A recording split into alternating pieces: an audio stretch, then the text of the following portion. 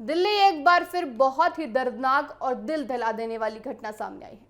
राजधानी के मेहरौली इलाके में 10 साल की एक मासूम बच्ची के साथ जो हुआ उसने पूरे देश को झंझोड़ कर रख दिया। ये सिर्फ एक अपराध की खबर नहीं है, बल्कि इंसानियत को शर्मसार करने वाली एक ऐसी घटना है जिस पर हर किसी के मन में गुस्सा और दर्द दोनों झुलस जाए। जानकारी के मुताबिक देखिए, 25 साल के एक टैक्सी ड्राइवर बबलू ने इस मासूम बच्ची को अगवा किया।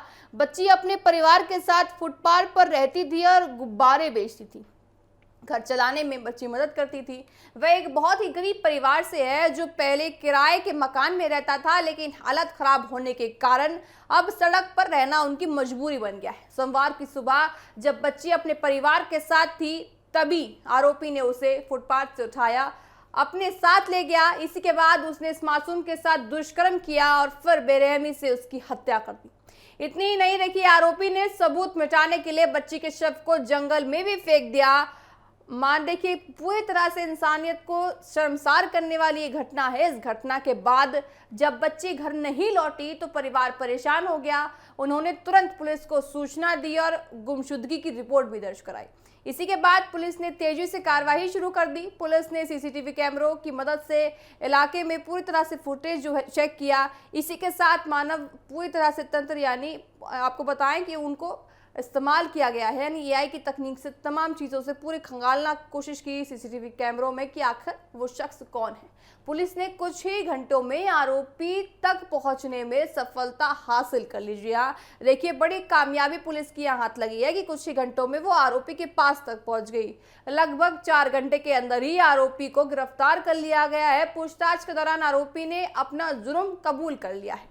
पुलिस ने बताया कि आरोपी ने बच्ची को, आपको बताया, सीडीआर चौक के पास से किडनैप किया था।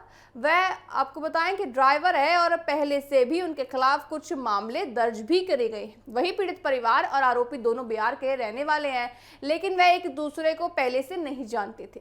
इस घटना ने एक बार फिर कई गंभीर सवाल खड़े कर दिए। सबसे बड़ा सवाल यही है कि आखिर सड़क किनारे रहने वाले गरीब और बेसहारा बच्चों की सुरक्षा कैसे सुनिश्चित की जाए। जिन बच्चों के पास ना घर है ना सुरक्षा है, वे आखिर कितने सुरक्षित हैं? बड़े सवाल यहाँ खड़ा होता है।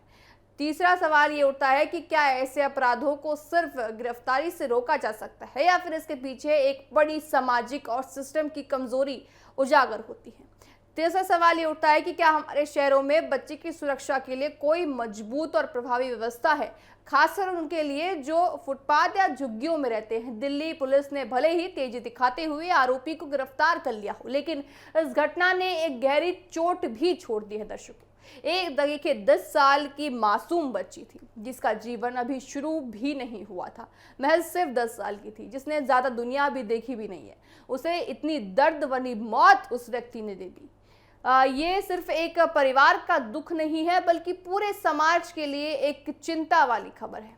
ये घटना हमें सोचने पर मजबूर कर देती है कि आखिर हम अपने बच्चों के लिए कितना सुरक्षित माहौल बना रहे हैं। आज जरूरत सिर्फ अपराधी को सजा देने की नहीं है दर्शकों, बल्कि ऐसे अपराधों को रोकने की भी है। जरूरत इस बात की है कि गरीब और कमजोर तबके के बच्चों की सुरक्षा के लिए ठोस कदम उठाए जाएं। अगर आज भी हम नहीं जागे तो कल फिर कोई और मासूम इस तरह की दरिंदगी का शिकार हो जाएगी, और तब सिर्फ खबरें बदलेंगी, दर्द वही रहेगा। देखिए, जिस तरह से दिल्ली में आए दिन खबरें आती हैं, दुष्कर्म की खबरें आती हैं, ये और ज्यादा दिल को झंझोड़ देने वाली खबर है। महज 10 साल की वो बच्ची थी, महज 10 साल की बच्ची ने, जिसने अभी दुनिया सही से देखी नहीं है, और उनके खिलाफ देखिए किस तरह से दरिंदगी करी गई। उसको अपहरण किया गया, फिर उसके साथ दरिंदगी की गई।